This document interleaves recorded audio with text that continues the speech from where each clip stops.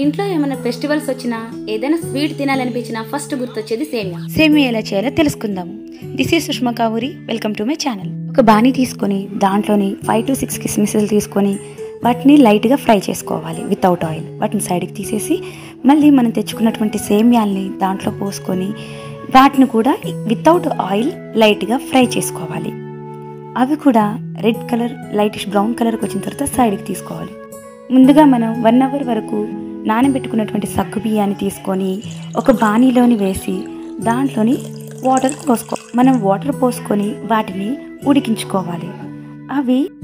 ఇవి బాయిల్ అవుతున్న టైంలోని మనం ఒక 3-4 యాలకులను తీసుకొని వాటిని పూర్తిగా దంచి పౌడరీగా చేసుకోవాలండి. కొంతమందికి అలాగే ఇష్టము, కానీ తాగేటప్పుడు నోటికి తగిలినప్పుడు మంచిగా అనిపించదు, అందుకే మీరు పౌడర్గా చేసుకోండి. ఇవి ఉడికినాయి అని ఎలా తెలుస్తుంది అని అంటే ఇవి వాటర్ పైకి తేలుతూ ఉంటాయి. కొంతసేపు అయిన తర్వాత ఇది పూర్తిగా ట్రాన్స్పరెంట్ అయిపోతాయి. కావాలంటే ఇలా తీసి చూపిస్తున్నాను చూడండి. సో ఇలా ట్రాన్స్పరెంట్ అయ్యాయి అంటే సగ్గుబియ్యం సరిగ్గా ఉడికాయి అని అర్థం. సగ్గుబియ్యం సరిగ్గా బాయిల్ అవ్వకుంటే పంటి కత్తుక్కుంటూ ఉంటుంది, సరిగ్గా బాయిల్ చేసుకోవాలి. ఇది బాయిల్ అయిందని తెలియగానే మనకి ఇష్టమైనంత మిల్క్ని యాడ్ చేసుకోవచ్చు. మిల్క్ ఎక్కువగా తాగాలి, వాటర్గా ఉండాలి అంటే ఎక్కువ మిల్క్ కూడా యాడ్ చేసుకోవచ్చు అండి.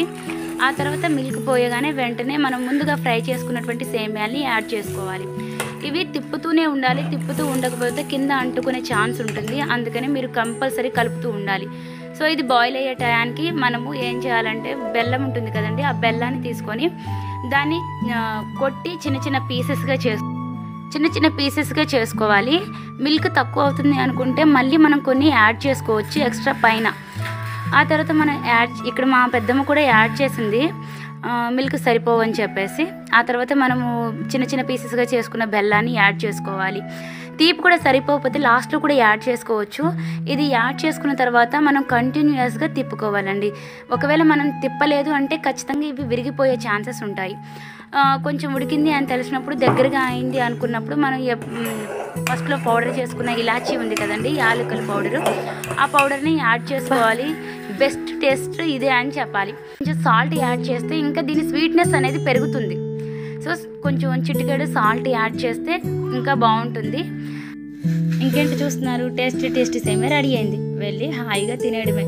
చాలా బాగా వచ్చిందండి. ఎగ్జాక్ట్గా ఇలాగే చేయండి, చాలా టేస్టీగా ఉంది. మీరు కూడా హ్యాపీగా ఎంజాయ్ చేస్తారు నాలాగా. ఈ సమ్మర్లోనే పిల్లలందరికీ హాలిడేస్ కాబట్టి చాలా ఈజీగా తయారు చేయవచ్చు. మీరు కూడా ఇంట్లోనే ఇది ట్రై చేసి ఎలా వచ్చిందో కామెంట్ చేయండి. Thank you so much for watching.